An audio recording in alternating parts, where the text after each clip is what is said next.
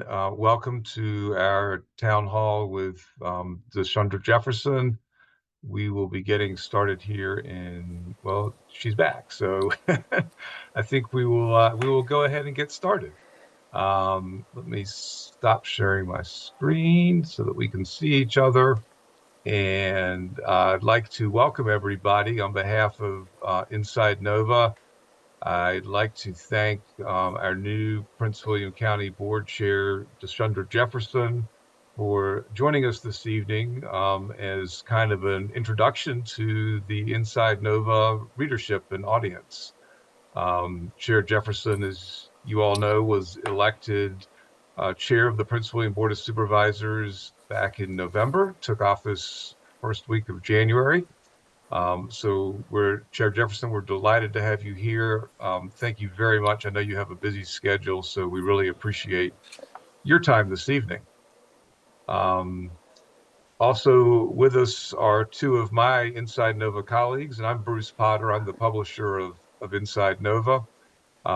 Two of my colleagues are here this evening. Trevor Baratko, who is the editor of InsideNoVa and also the editor of our website down in Fauquier County. Trevor has been in Northern Virginia for a number of years, worked for the Loudoun Times-Mirror and the Frederick News-Post before joining the InsideNoVa team a couple of years ago, almost 2 years ago exactly. And we also have with us Ben Peters. Ben is our primary county government reporter. So he covers the Prince William Board of Supervisors on a week in, week out, day in, day out basis. Ben has been with InsideNoVa just a little bit less than a year, but he previously worked for our company at the Rappahannock News, where he was editor for a couple of years. So Ben and Trevor, I know it was deadline day today for our weekly newspaper, so thank you also for being here. To the folks online listening and watching, we really appreciate your being here. We also appreciate your support of InsideNoVa. Most of you are subscribers or contributors to our journalism, and that is much appreciated. It makes what we do possible. We are going to use, if you have questions, several folks submitted questions beforehand. And if you have additional questions, please put them in the Q&A. We will be looking at those during the course of the evening, and we'll pose some of those to Chair Jefferson. So, Chair Jefferson, I'd just like to start out. You're new to local government. A lot of folks in Prince William County, didn't know you a year ago. What would you like Prince William County residents to know about you and your plans for your next 4 years? Well, first of all, thank you for having me, and thank you to everyone who is joining tonight. There's so many things you could be doing on a Wednesday night at 7 o'clock, but I thank you for sitting here with me. Well, first of all, obviously, it's been quite a year.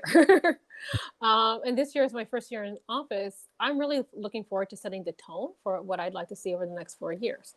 That means making sure that our budget and our strategic plan reflect our values. And in particular, I'd like to see an emphasis on education, public safety, and making sure that our community remains affordable for working families. We have a number, if you don't mind, we have a few exciting initiatives coming up this year that I would really like to share. I mean, last month we passed a collective bargaining agreement on a bipartisan basis for police and fire. So that's going to allow us to work with them to improve benefits, their pay, and their working conditions. And these are people who sacrifice so much for us. I want to make sure that we are, honoring what they're doing for our communities. Last month, I also issued a directive to our staff to look into agritourism and agribusiness so that we can support our farmers, grow our local economy, and enhance and preserve the rural character of parts of our county. We're also in the early stages of building an affordable housing ordinance that started before I got there, but that's going to allow us to submit the goals that we've established in our comprehensive plan and to ease the financial strain on housing for low-income and moderate-income families. And I've also been meeting with our supervisors and school board members to talk about education, about what more that we can do to make sure that we're getting money to our schools. It's just been 2 months, but I'm really trying to work with the supervisors, work with other elected officials, and better engage the community as we, move our county in a different direction. Now, I always tell people, I I'm not known to a lot of people, but I've been very active in Prince William since I moved here 9 years ago. I'm a Montclair resident. I've been involved in a single mom. I've been very involved in my son's schools. I've been, very involved in countless civic groups like National Coalition of 100 Black Women. For me, being an elected official is building upon the commitment that I made to the community when I became a homeowner here. And I also want to pay it forward. Prince William allowed me to become a homeowner. A single mom, I joke, I was working on the hill making $2 an hour. But, I've been very invested in this community. It's where I live. It's where, my son is receiving an education. And, there are things that I saw happening, and I just felt that, it's time to take the county in a different direction. And I feel honored every day that I walk into the court building, every day that I go to a different function. I feel very honored to be able to represent the people of Prince William County. Thank you. Appreciate that. As we said, as you said, it's been 3.5 months since you were elected. Um, I'm sure in that time you've, had to learn quite a bit and even start to deal with some issues. I'm curious, what is the most surprising thing that you've learned or had to deal with so far? Maybe one thing you weren't expecting. Oh, you know, I will be honest with you. It was a tough primary, it was a tough general election, but I would say the thing, building relationships, um, and communicating with my, fellow board members has been surprisingly easy in some respects. People are eager to chart a new path forward, and they're eager to work with me and to have conversations that, you know, they may not have been able to have. And so building a better rapport, building better relationships with us, that's been, you know, I'm not saying smooth sailing, but it's been easier than expected. Okay. Trevor, I think you have the next question if you want to jump in there. You're muted, Trevor. There you Well, I thought you had all the controls. I thought you had all the power. I didn't realize I could go. unmute myself. Wonderful. Thank you, Chair Jefferson, for joining us. I'm really glad you quickly brought up your son because that was something I wanted to mention. Just how much inspiration, through the campaign, or even at the onset of the campaign before you knew you were going to run, how much inspiration did you draw from your son? Were there times that you kind of looked at him and said, why am I doing this? Oh yeah, that's why I'm doing this. I mean, 100%. It is, first of all, for him, I'm just mom. And I'm a Right. cringy mom. Yeah, he doesn't care. Um, He didn't want to go to that swearing in, right? he's a teenager. So, but I want him to be able to see me doing things. It's one thing to be active in a community, but it's another to step up and run. And it's a huge sacrifice. And I have to give him credit because mom was away a lot. Mom was, out knocking doors or holed up in the dining room making phone calls. And I think for him it was a growth experience, watching me set goals and actually be able to achieve them, and seeing the hard work that it takes behind the scenes. Everyone loves a Cinderella story. Everyone's like, oh, you just came out of nowhere and won. It took a lot of hard work, and I cannot emphasize that enough. Hours away from home, missing meal times. And so, but really, the core of what you're asking, a lot of this is because of him. Mhm. What is the county that I want to leave for him? What is, I want this to be a place that he wants to come back to when he goes off to college and finishes, but also that he can come back to him and his friends if they want to live in this county, that there are options for them to do so. Mhm. What do you have any kind of set plans? What do you want to do to get his generation, maybe the generation slightly ahead of him, more active and engaged in local issues? We see so many kind of younger folks reading the national headlines and paying attention to cable news, for better or for worse. Um, what would you like to do to get 20 somethings, 30 somethings involved in local politics or just So, local government? you know, local government most closely touches our lives. It is the government that we're most Right. proximate to. You know, the taxes we pay, what kind of funding goes for our schools, the zoning, how are our communities structured. And that's one of the things I emphasized during my campaign. Because younger folks, you're right, people in their 20s and 30s aren't paying attention as much as people in their 40s, 50s, and older. And so I was very intentional about the messaging I used, but I'm also out there in the community. And I make sure that when I'm talking to different people, and I'm going to places, where they may not have met any of the previous chairs. So part of it's also my engagement in the different groups I'm going to and speaking to, promoting civic engagement. But again, really breaking down for people, this is why local government matters. We're not as sexy as running for Congress or president or running for a state house. But local government matters. And I always make the case no matter where I go, why it matters, what it is we're in charge of, and how intimately we touch people's everyday lives. Ben, we'll kind of transition to you and let you jump in here, and we'll go kind of round robin, and then we'll get some of our participants' questions positive Okay, to the chair. cool. Well, thank you so much, Chair, for being here today. We appreciate it a lot, and I'm sure that everyone in the audience does as well. I'm going to move into asking you some policy questions. Okay. So right now, data centers pay a rate of about $215 per $100 of assessed property value on computers and other things of the sort. And the board has said, you have also said that you guys want to raise it up to $370, the maximum required under the law, bring it in line with Loudoun County. And you had mentioned instead of doing that all at once this cycle, maybe slowing it down, doing it over the course of a year or 2 years, so as to not shock the system and the developers. Why did you propose that? If you could elaborate more on that, and what are data center companies saying to you about the potential hikes that you're proposing, and specifically the timeline with which you or the board might implement those changes? So first of all, thank you. We did agree. It was a near unanimous vote to advertise the highest rate possible without changing the rate for personal, for the car tax for people. And we did it for 370 because that allows us the most maximum flexibility. We don't have to go to 370, but if we set it at 350, we certainly wouldn't be able to go to 370. I am still working with board members and working with the industry. I'm actually meeting with some industry representatives next week to talk to them, understand what their concerns are.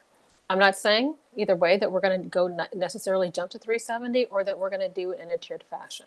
I want to make sure that I'm having the conversations with everyone, and I want the board to discuss this issue together out in the open so that we can come to a rate that we think that works for everyone. But I do want to be clear.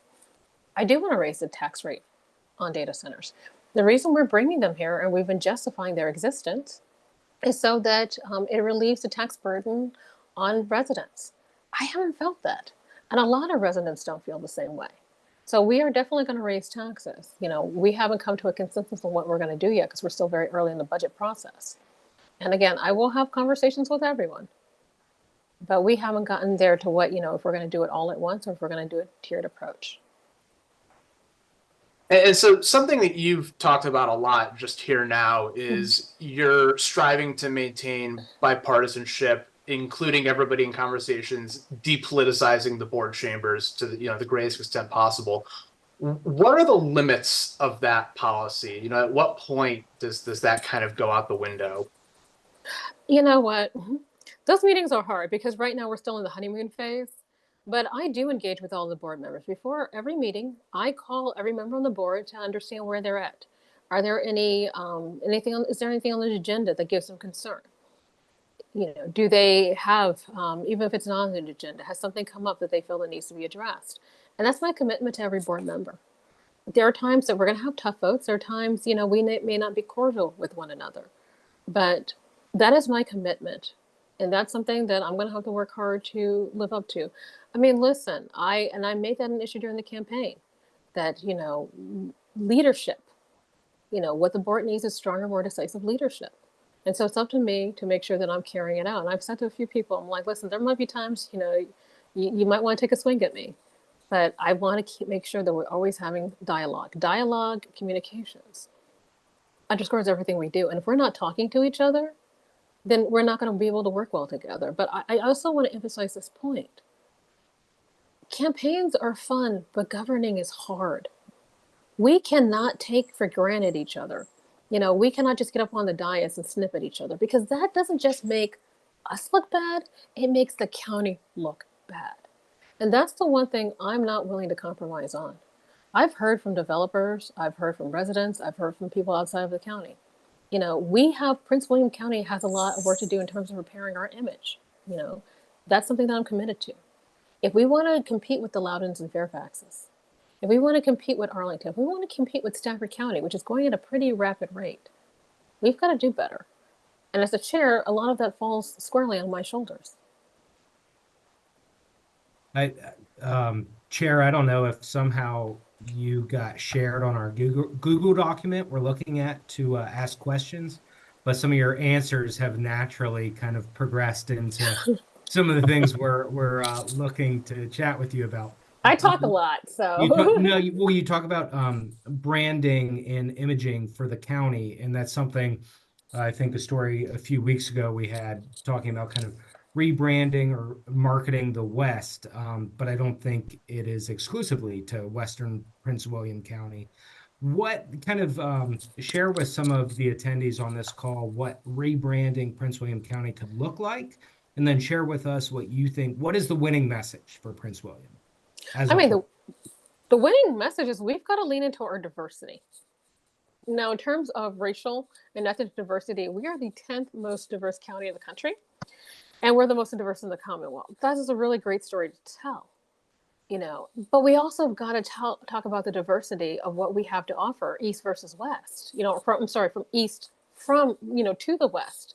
We have parts of our county where you can go sailing. We have parts of our county where you can go horseback riding.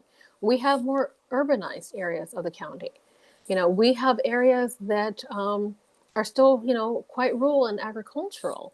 We've got to stop looking at ourselves as this versus that and really lean into what makes us unique and what makes us different from the surrounding areas. That I think it's interesting because you wouldn't want to have a separate marketing campaign for Eastern Prince William. You want to kind of bring the county together. I'm guessing. So what do you think are the challenges to connect to the masses when you do have such a kind of diverse county as far as demographics and geographics? How do you kind of form a cohesive message for branding Prince William County? Well, I am not going to say too much because we do have a branding campaign that's actually coming out and the board is going to be voting on later this spring. Say more, please. I cannot, but I'm very excited about that. But I think the first thing we have to get away from is the East versus West narrative, and that's something we're not gaining or losing at someone else's expense. The same pie, or cake, you're going to get your share, you're going to get your share. It's an unlimited share. It's not a zero-sum game. So first of all, I want to get away from the, East versus West. We are a county that has something for everyone. We really do. From food to outdoor recreation to, you name it. We do have something for everyone. And I think that that's something we need to lean in, getting away from the divisiveness, because that does not serve us. The divisiveness does not serve us at all. But when we talk about what it is we as a county, first of all, we have to see ourselves, as one county. But when we talk about what it is as a county that we have to offer, I think that's what differentiates us. I think that's how we win. Yeah, it's interesting. It's something everybody on this call hears consistently, Eastern Prince William, Western Prince William. And it does kind of seem to get lost that as big of a county as it is, and if I can, should all be in the boat together. I've had conversations, with former chair Kathleen Seefeld. And she was saying even back then, she was fighting this East versus West narrative. And that's one of the reasons she wanted the Parkway to connect us. I think there's still more work to do. I think that, again, we just have to be careful and we have to be intentional about seeing ourselves all in this boat together, not one versus the other. But that doesn't mean we do have differences. I will say we do have differences. There are economic disparities. But again, there are better ways to handle that and have those types of discussions. An issue that's being brought up in Eastern Prince William at the moment is the potential for kind of the indoor sports complex, indoor Yes. arena, that something for youth sports, sports tournaments. It seems, in kind of my reading of some of Ben's stories and some of your comments, it seems like perhaps that's an issue that you are not 100% in line with some of your Democratic colleagues on that. Kind of explain your view on that. It seems like some of them are almost already all in or gung ho on the sports complex. And you are perhaps a little skeptical, but I'll let you speak to it. I do have a lot of questions. That is clear. I have a lot of questions, and this is something that's going to come before the board. There's going to be a presentation. I'm going to listen. I want to hear what's being said, and I want to see what other opportunities it creates for sports tourism. But it has a very hefty price tag. Something like that has come. Sorry, this is my kitty. She's joining Waffles. That's come before the previous board. Not the last board, but I believe Corey Store's board. They may have looked at the issue. It comes with a very high price tag. And what my concern is, how much debt are we willing to take on for this? How much is it really going to cost us? How much of the money are we going to actually be able to make back? And there is a need for community centers. I know Supervisor Franklin has expressed interest in having a community center, on Route 1. Would it be better for us to invest in a community center and making sure that we have one in the western end of the county? Because right now we don't. So that's something I also want to look at. What is the benefit for having this one, sportsplex? How are similar sportsplexes doing? There's one in Williamsburg. I know that there's St. James, which is a private one in Alexandria. What really is the market for these? And is there something else that we can do to have another place for youth to go, for our seniors to go? And would it be better to maybe look at alternatives such as that? So that's where I stand. I have lots of questions on it. I was not on the board when it was initiated. I am very concerned about cost, and I'd like to see if there are other things that we can do to accomplish the same means. Help refresh our viewers where that stands in the process. I know you guys have allocated some money, I believe, to study the issue, but where is it now and what's next?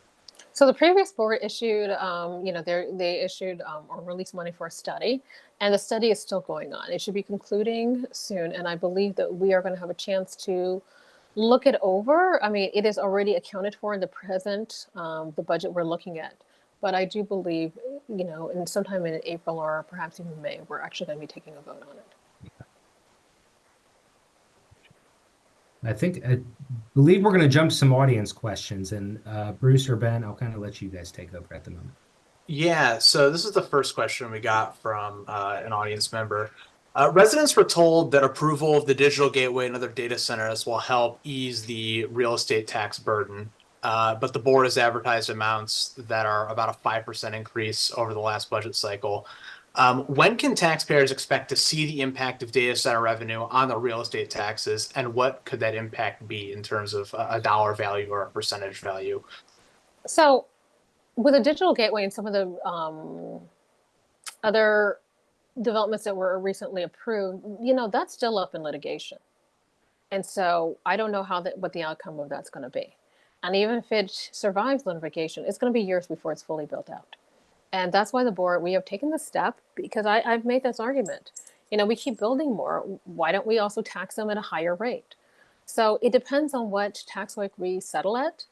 And there has been discussions about lowering, residential property tax bill. Honestly, I want to see if we can, is there something we can do with the car tax as well? But those are all part of the present discussion. And I will argue that that's one of the things that I heard most when I was on the doors, particularly in the eastern part of the county, was affordability. The county, cost of living is rising everywhere. But for me, when I moved here in 2015, I came here because Prince William was the affordable place to be. It's not looking like that for a lot of people. I said that I came here when I was on the hill making $2 an hour. Well, guess what? If someone's on the hill now making $5 an hour, can they afford, or $10 an hour? Can they really afford to live here? And that for me is an important barometer. I do want to see what we can do to make sure that the cost of living remains affordable for working class people and people on fixed incomes. And the data center tax is going to determine a lot about, what we're able to do for residential tax rates. So I can't give you a specific dollar amount or percentage right now, but please continue to, watch the budget process as it unfolds. And I encourage people to come and speak, if they have any concerns.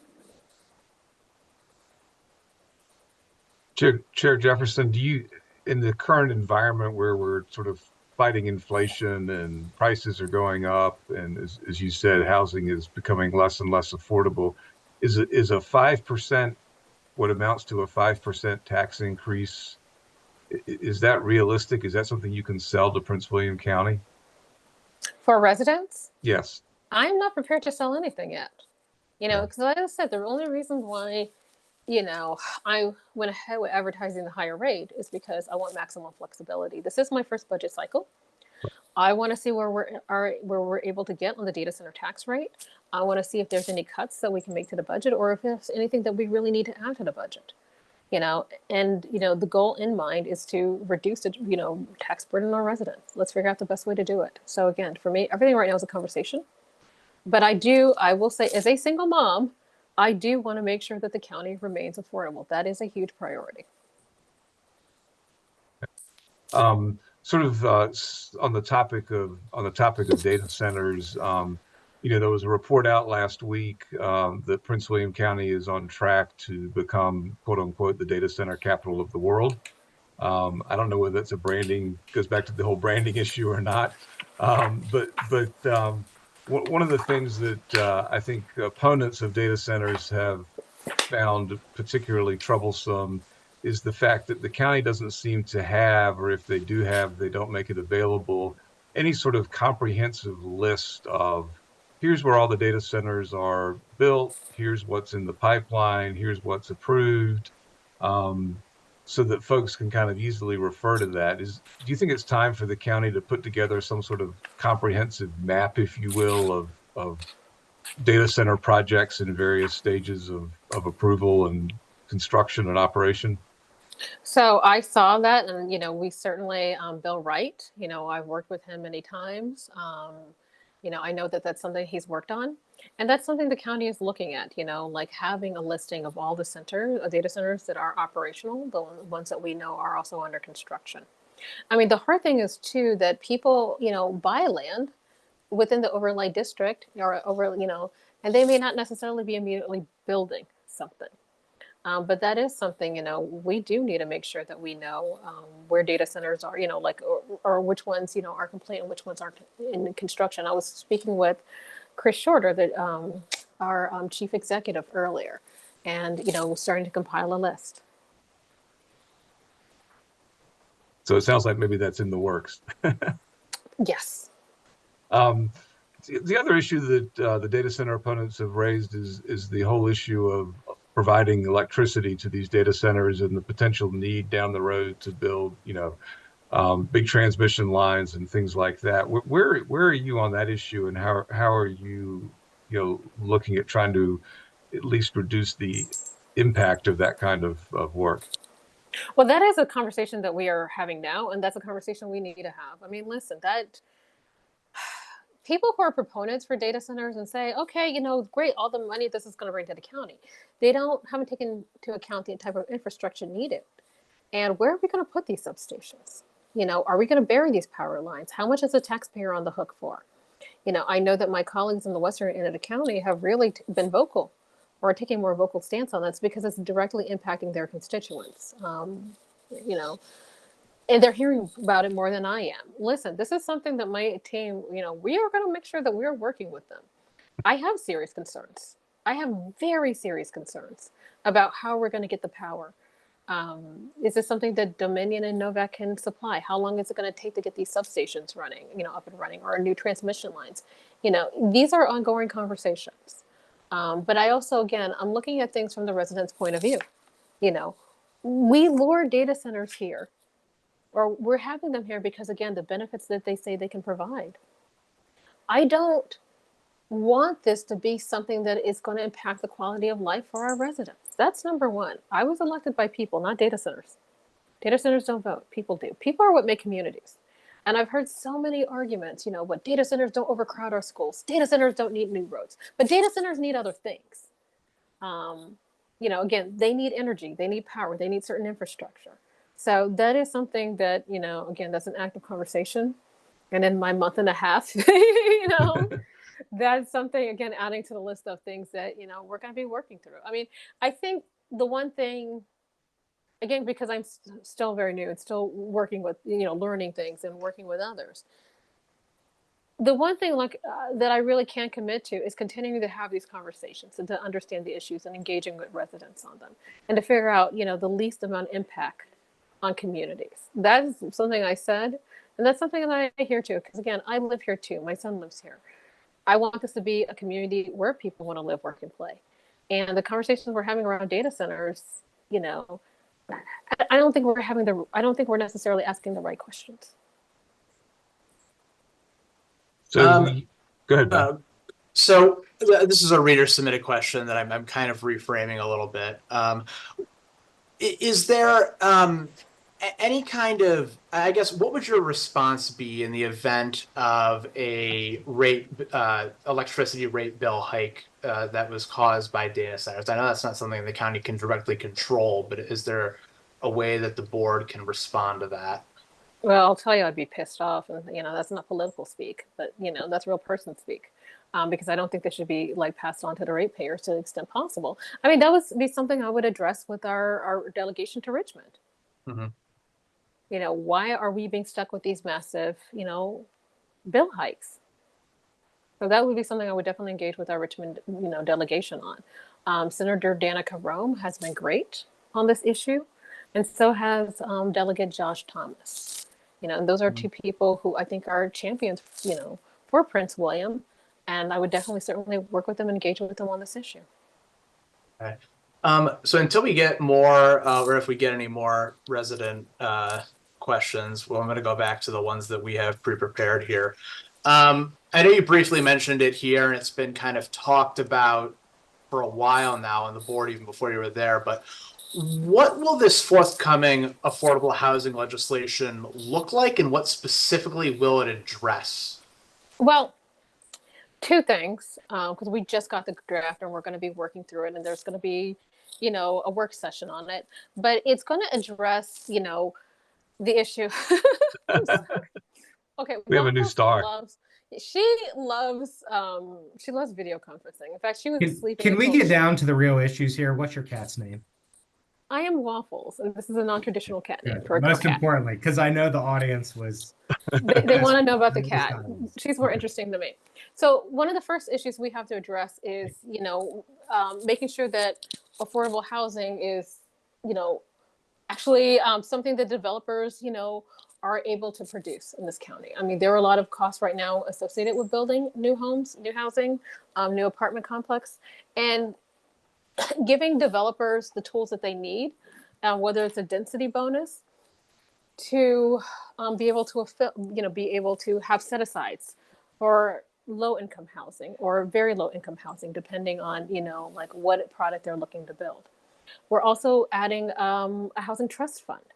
So a housing trust fund will allow us, give us a pot of money that we can use to either again, offer financial incentives for low-income housing, and the one supervisor brought the potential of actually maybe being able to help people, who don't qualify for federal housing assistance, like housing choice program, and maybe being able to help people, if they're falling on hard times. Again, these are discussions. I just received a briefing from county staff today on the ordinance.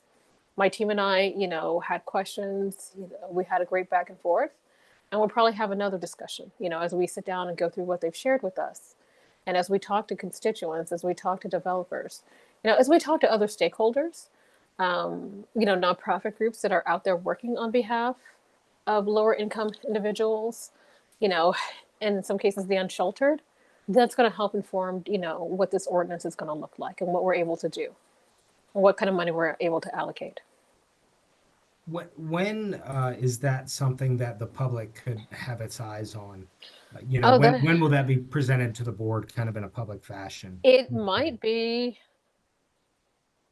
Let me check my schedule because it will be coming up in the next couple of months. Okay. I don't have all the work sessions in front of me, but it is something within the next couple of months that we'll be discussing. Yeah, the county executive said either this week or last that it was going to happen this spring.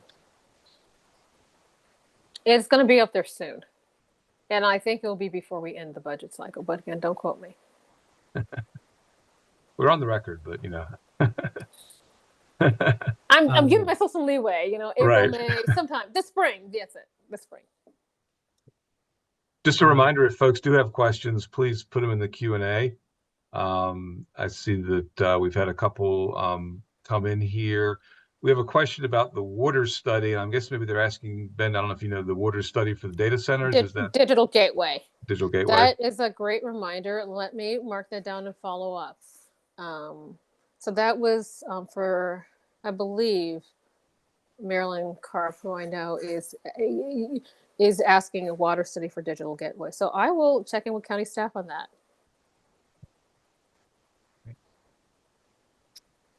One thing we had related to the Manassas Airport, so this is kind of a little cross-jurisdictional cooperation here. As the Manassas Airport, you know, looks at expanding and adding commercial flights and a whole new operation, what can the county do to perhaps influence airport officials to change flight patterns? A very kind of specific question. Can planes fly up 234 or farther south over farmland? This is a comment from a reader. They're coming in pretty low over Woodbine Woods. You know, what kind of influence can the county have in working with Manassas Airport? So we have a regional airport commission that, you know, that I chair. I appoint 2 people to. And, you know, and there is a lot of concern from neighboring communities that, you know, what is this going to mean for us in terms of, you know, like flight traffic and airport noise? And that is something that I will certainly engage, you know, with my counterparts in the city of Manassas, because unfortunately we don't control that airspace. And that decision was made, you know, before I was elected. So you know, that is something that I will look into and make sure that, because Prince William County, our residents are going to be impacted by that too. And so that does have to be a conversation, like, you know, what can be done to mitigate noise? It's not like these are people who bought, you know, near, you know, Dulles Airport. Manassas Regional is a small airport.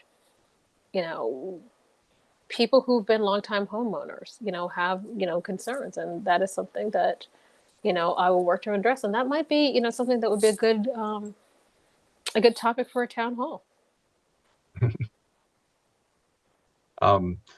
I'll jump in here with another very specific question. This came from a reader who lives in the Belmont Bay community over in Woodbridge. And this reader pointed out that there is only one way in and one way out of that community. And were there ever to be, for example, a train derailment at that intersection, basically that community would be cut off. And so they're just wondering whether there's anything that you can do or whether this is an issue the board can try to address in terms of providing more access for that community. I was actually in Belmont Bay the other day, take a tour with my staff. I know that their Supervisor Franklin is actually having a town hall tomorrow evening with Miller and Smith, who is going to be building out Belmont Bay. They're taking over from the Carruthers. I haven't seen any plans. I don't know what that could look like, but that is definitely something that we should look into. Because you're right, there is one road that leads you in to the community, and that's a real hazard. And it's a narrow road. It's only 2 lanes, I believe, you know. Right. So it's a narrow road. So that is something that we should look at, you know, as part of, you know, bringing additional development to that area. Another Belmont. Oh, no, sorry, Bruce. I was going to say, no, you go ahead. I was just going to follow up, Chair Jefferson. You know, countywide, there have been a lot of road projects that have been completed or now nearly completed in the last couple of years. What do you see as the priority for transportation and road projects going forward? Well, I'm very proud of the person who I picked as my planning commissioner. He is somebody who has a background in engineering and someone who takes he's someone who takes transportation very seriously. One of the things that I would like to look at is not just moving cars around, but how do we actually move people around, making things more pedestrian friendly, more bicycle friendly. So I give the example. I live in Montclair. There's a Target not too far away from me. I'd love to be able to walk to the Target, but it's more cumbersome. It's easier for me to drive because I would have to cross 234 to have Right. a sidewalk. There's not a sidewalk on my side of the street. Mm. It's little things like that. I was meeting a friend at a Panera out in Bristow. There's a nail salon a few feet, maybe I don't even know if it's 100 feet away. But if I wanted to, grab a drink from Panera and go to the nail salon, I have to drive because there's no way, for me to get to the nail salon, Mm. by walking. It's simple little things like that. I would like to see an emphasis on, pedestrian safety and emphasis on creating walkable, accessible communities. It's something in the suburbs we've taken for granted because the suburbs were built around the car. But we're seeing that younger folks like walkable communities. And so do older folks like me.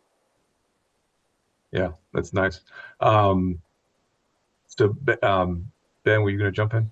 Sorry. Yeah, this is from the audience. Will the board revisit the 2020 comprehensive land use plan in the near future? So we do need to have conversations about that because, integrating sustainability in the, comprehensive plan has come up to me a lot. I'm not sure what that would look like right now because we are knee deep in the budget cycle, but that is something that has come to my attention. Was there anything when the previous board adopted the 2040 plan? Was there anything that really stood out to you that you were at odds with, that you said, "Oh, I can't believe, I can't believe this board okayed that"? Yeah, it has been a while since I've read it. I'll be honest with you. I read it early on when it came out, and it's something that my staff and I are looking at again with fresh eyes and having conversations, with some of the developers and with some important stakeholders who've brought up their concerns to me. Their concerns about, one of the biggest things I think is growing out the rural area. What does that look like? Because, the rural crescent under the new comp plan technically doesn't exist. But what does it look like in growing out the rural area? I've spoken with my counterpart, Tom Gordy, a lot about what that could look like. And that's actually one of the reasons I did the directive on agritourism. I don't want the rural area to be data centers. I think we can do more than just housing. People like the rural character of parts of the western end of the county, and what's the best way to preserve that? So that for me is something that I'm looking at right now. Again, working with county staff and working with other supervisors about what can we do to preserve this, to preserve land, but do so in a way that makes sense. Another audience question related to that. How do you intend to balance economic development with preservation of the open space? I know that you've addressed that somewhat in your agritourism directive, but do you have any ideas personally for what could work? That's what I really want to study because I want to see what is possible. I think Western Loudoun has some great ideas with, they've really built up agritourism, but will that work in Prince William County? Do we have the same type of soil? Do we have the same type of land available? So that's why I went ahead and, did the directive, and I spoke to Supervisor Gordy and a couple others about that before I made the directive, because we need to see what's possible. We need to see, are there things that we're not thinking about? And again, I think, we need to have a plan for the land. And right now, 10-acre lots are, by right.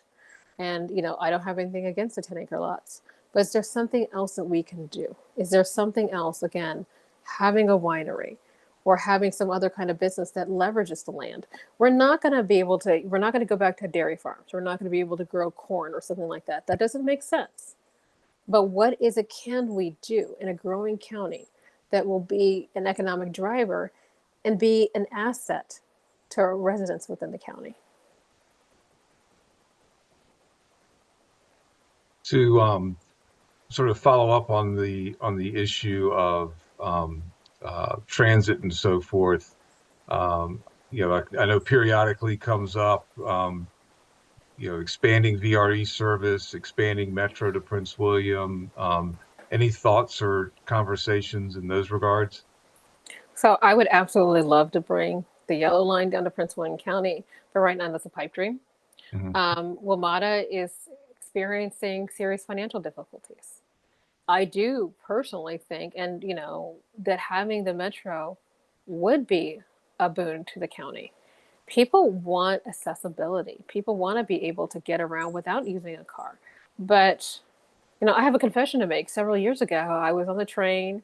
I needed to switch trains, but I was reading a great article on my phone, and I was still on the Silver Line. Next thing I know, I ended up in McLean, which is really far off from where I wanted and needed to be. But by the Metro line, there was so much development going on.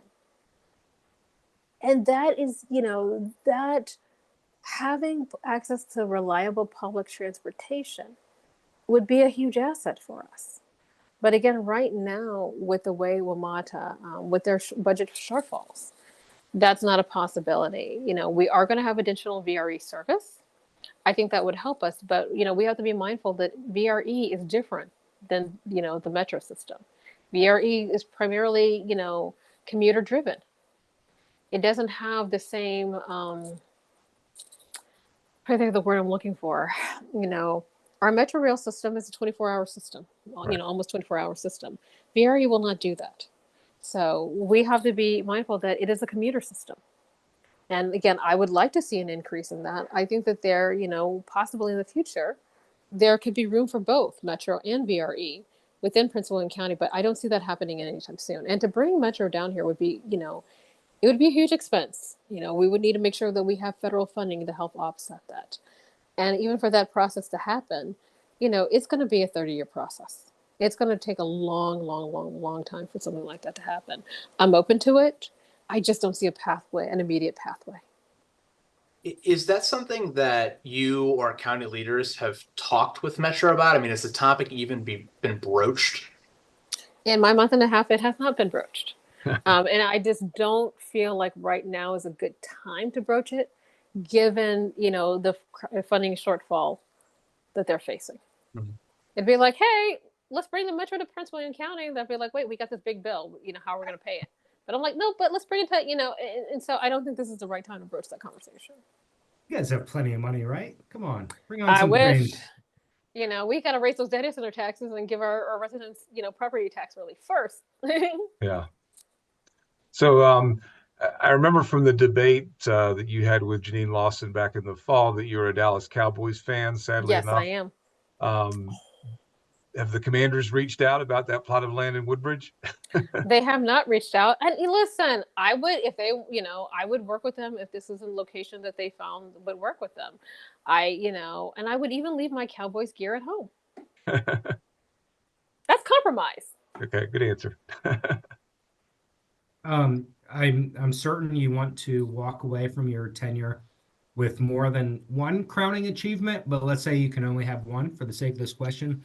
If you walk away from your time as chair, what do you want to say you did for Prince William County?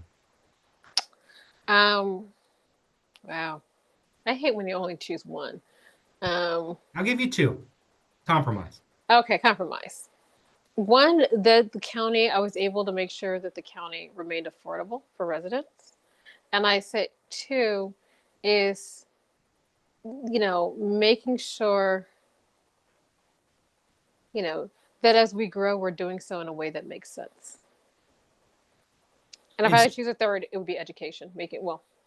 I mean, affordable is even tough. In your mind right now, do you see it as affordable? I mean, I know that's so subjective for folks, but it's kind of teetering, right? It's teetering, and some of that is out of our control. Some of it really is market forces. I mean, gosh, inflation has gone up, but looking at if you want to buy a house, interest rates are pretty high. And so are housing prices. Inflation has, maybe stabilized housing prices. They haven't gone up as fast as they had during the pandemic. It's still pretty hard to buy a house right now. Yeah. Rents, I'm talking to people who are paying, $2,100 for a one bedroom. Wow. And so this is some of it again is out of our control, and I realize that, housing market is cyclical, but we cannot escape the fact that we need more, um, that there is a need for more housing in the county. And that's a tense topic. And, that is a topic that is also, I have to address it. There are economic concerns there.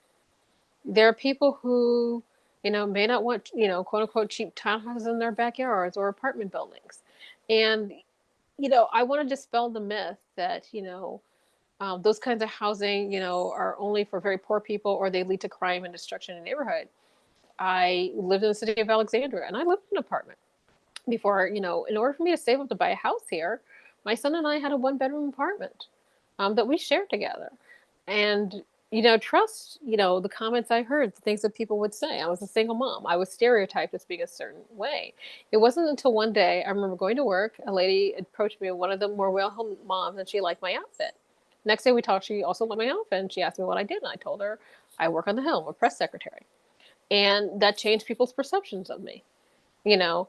But I did feel the stigma of living in rental housing, that people had certain kind of pressures, and we need to get away from that.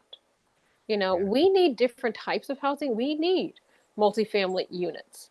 We need different levels of, when we talk about affordable housing, we talk about renting a lot. We need to talk about affordable home ownership. We don't have a lot of condos in Prince William County. That's for a lot of people entry level home ownership as our townhouses. We need communities that have a mix of types of housing. I live in Montclair. When I first moved here, I lived in a townhouse. And, I was able to eventually buy a single family home. But I really want to stay in this community because I love this community. And that's something that we have to think about, as we grow and as we build. I'll jump in and another audience question, and of course we are probably looking at maybe 10 more minutes, Bruce, one way or another. Right. Sorry, call here.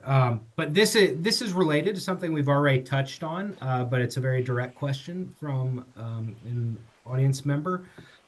Gets back to kind of the branding and marketing of the county. Woodbridge is sometimes referred to as Hoodbridge, not something any of us like to hear, but they say, especially when compared to Gainesville. As you touched on, Chair, we're one county. Any board discussions on how to change this perception? And they're kind of hitting at, I think, exactly what some folks are talking about when kind of bringing the county together and it not being an East versus West thing. I have heard that. I've heard Hoodbridge before I moved down to this area. And I think that, that moniker plays a lot into stereotypes. Right. How people see Woodbridge. Woodbridge is a very diverse community. And, I think we have exciting new developments, North Woodbridge, that are going to help people, get a different impression of the area. But stereotypes die hard. It is going to take us a while to unfortunately work through that. But I think, again, as people start to see, the new types of developments that are coming here, and that as we celebrate our diversity more, Woodbridge, God, is home to some of the best ethnic restaurants in the county. We have such diversity there. We need to showcase it. We shouldn't be shying away from it. We shouldn't, not that we do shy away from it, but I think we could be telling our story better. I think that's the best, because I do communications. I feel like we could tell our story better and really reframe, what areas of the county are, and get away from some of the stereotypes that people assign to certain areas and people who've never lived or maybe even been to the area. Is there something the board can do in the area of crime and supporting the police force? There's a perception that crime is on the increase. I don't know whether it's true or not. It's sort of a different argument, but what can the board do in that regard? Well, first of all, crime is on the rise nationwide. And, last year, the previous board gave a significant pay increase to make us more competitive to police and fire. And this year, we had a bipartisan victory on approving, a collective bargaining agreement for police and fire. I met with Chief LaBelle today, who had a lot of great ideas. It was a great conversation, about what we can do more to recruit for fire and some of the ideas he had. For example, we're going to be briefed on perhaps mobile medical unit. I don't know if I should say that out loud, but that's something, that I've heard about, and I want it. I'm like, I need more information on this. This sounds like a great idea. I think for us, really, it is continuing to recruit qualified personnel, diverse personnel. I think making sure that we're retaining the people that we have. And I think the collective of BART, addresses some of that, but also just talking about quality of life. When I'm talking about affordability, one of the things I'd also like to see is, having more workforce housing so people can live where they work. We have a lot of our officers, a lot of our fire live out of the county. It'd be great to keep them in the county so that they're more invested in where they work. So they have that community connection. I personally, this isn't a year one thing, but I would like to look at perhaps having a summer jobs program, because it's one thing to have officers on the streets. It's one thing to have firemen. And we're also going to be, working with the Commonwealth Attorney to make sure she has the tools that she needs. Additional prosecutors and staff to make sure that they're able to handle their caseload. But I'd like to see things like a summer jobs program and other preventative measures, because it's one thing to get people after they've created, or after they've gotten, on the wrong path. But I'd like to keep them from going on the right path, over the wrong path. I'd like to keep people on the right path and creating opportunities. And so that's something I talked about a lot, when I was campaigning, and, when we get through the budget cycle, that's something I want to look at. Is that something that we can create? Because we know which high schools have the highest dropout rates. We know who is dropping out. It tends to be people who are English language learners. What can we do for them? Okay. Well, Chair Jefferson, we'd like to give you the last word. So is there something we've forgotten to ask, or something else you'd like to add before we wrap up? Well, first of all, I appreciate this, again, because I'm still very new in the office. There's still a lot of things we're working on, but I would be willing to do this again, next year to, I'm inviting myself back, every year. I'd be willing to talk We'll to book you, about what's going on in the county, what I'm seeing, what our priorities are, and, hearing what can we do better?